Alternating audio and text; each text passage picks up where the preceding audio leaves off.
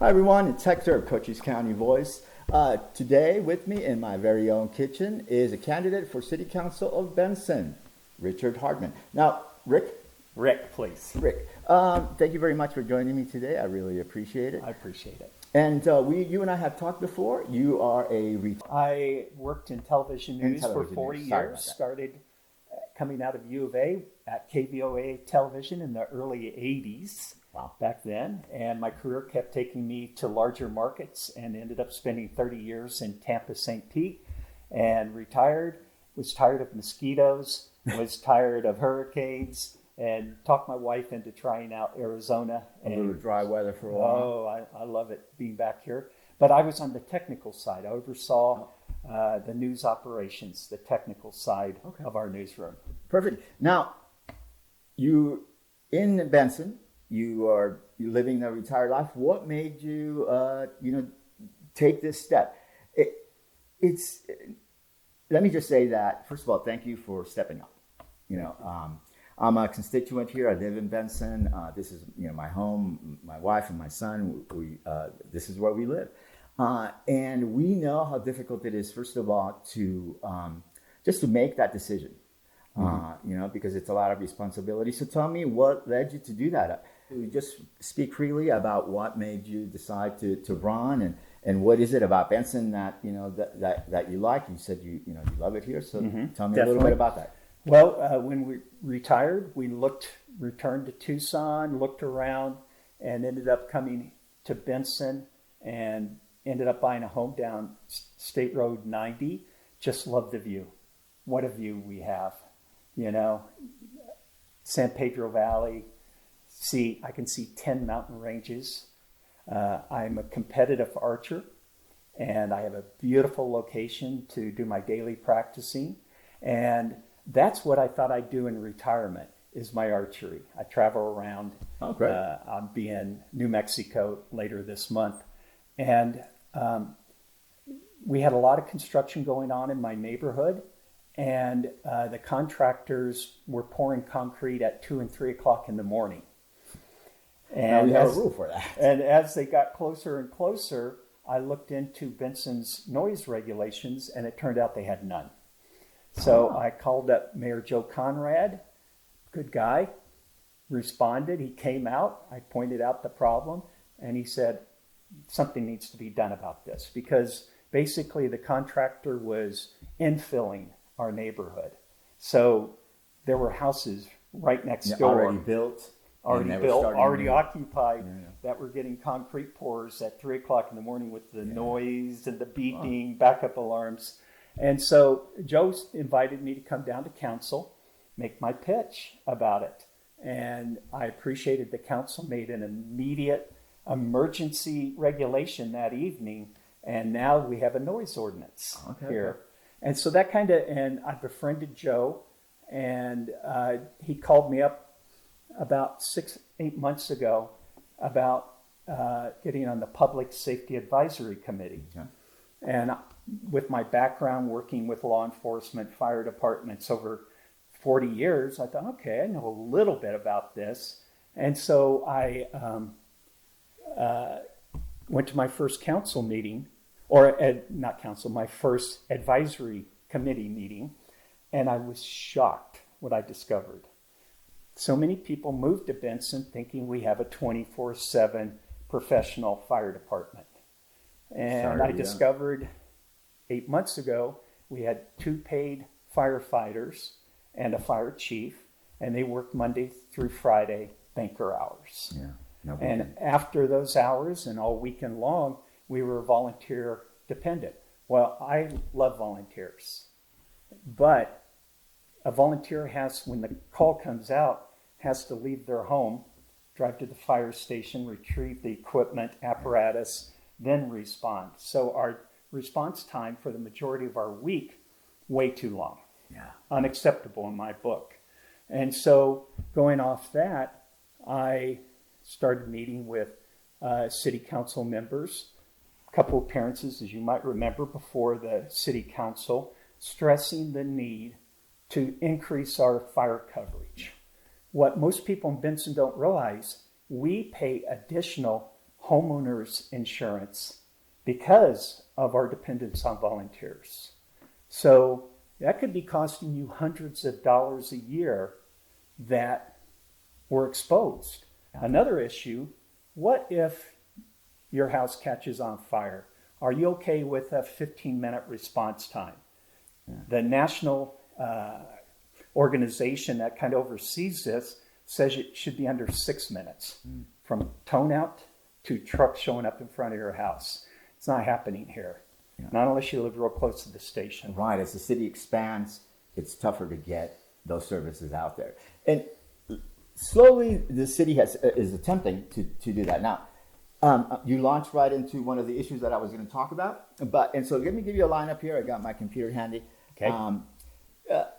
I thought that, so this is what we're going to cover today. Just, it's unscripted, but we want to make sure that we kind of move it along so we don't end up spending all day here. But so we're going to talk about the election itself, but also Benson finances, the golf course, zoning and growth, which you touched upon a little bit, and then fire and safety. That was going to be my last one, but you started with that first. So that's okay. That's okay because I got to tell you that virtually everyone that's in office right now ran on doing something about this issue.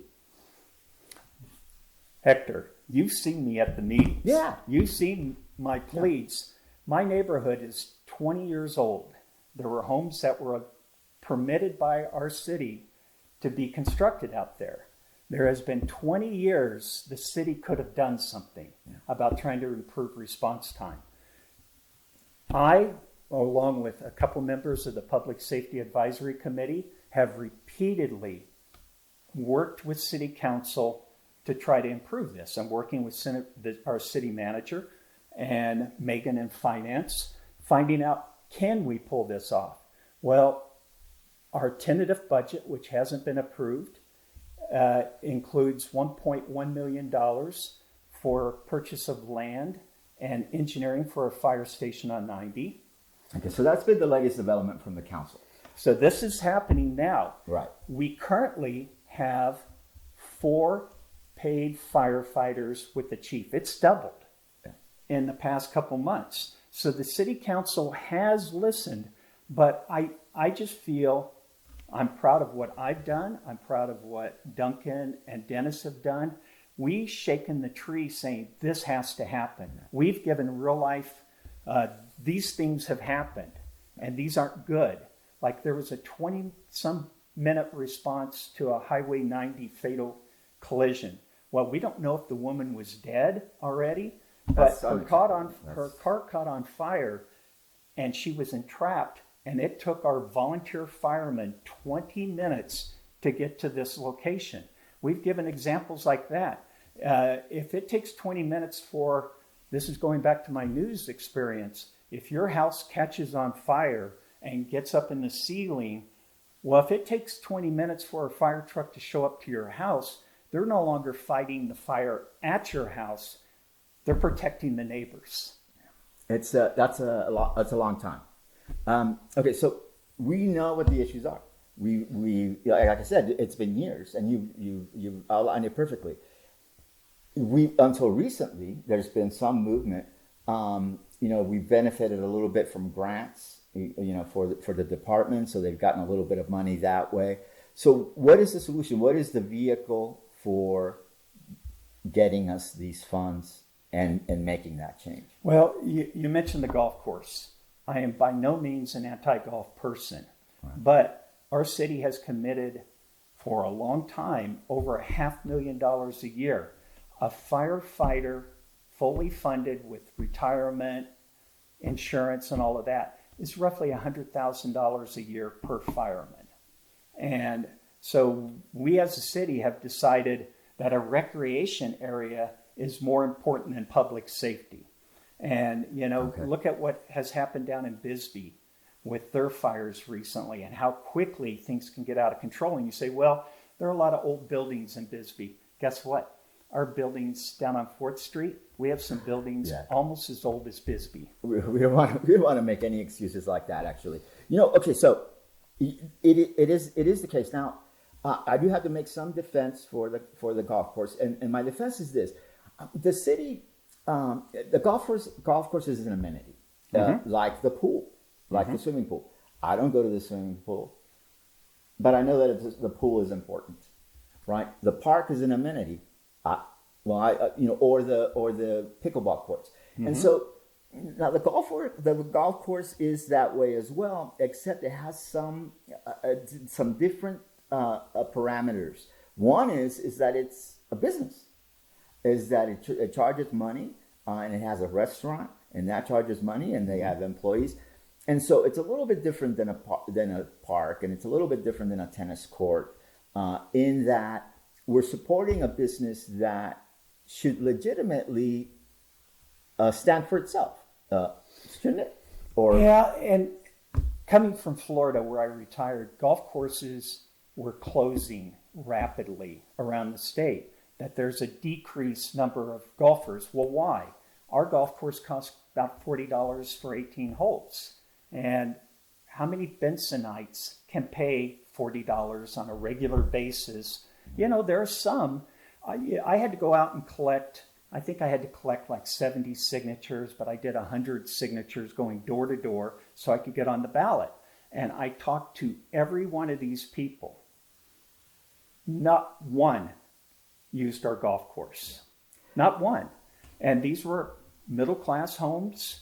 And so like I said, I'm not for closing the golf course, and I appreciate what the next year's budget shows a reflection. It's reflecting reducing the amount of money that's going to be given to the golf course below $500,000, where it was up at $560.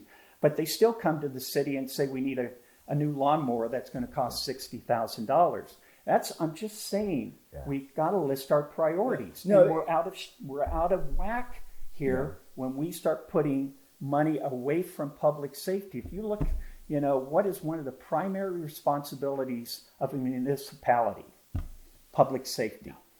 It's not golf. Not recreation. It's not all these other things that we distract ourselves with. So it's a matter of balance then. Because like I say, we keep putting the money in there, and it seems like every year there's something happens that it requires some sort of bailout. The restaurant's got problems. Oh, we need a new mower. Oh, all our grass died. We need to reseed or whatever it is. Right? Last year, the air conditioning system. So there's always something. So year after year, we've seen the same story, and they bring in the folks that are running at Troon.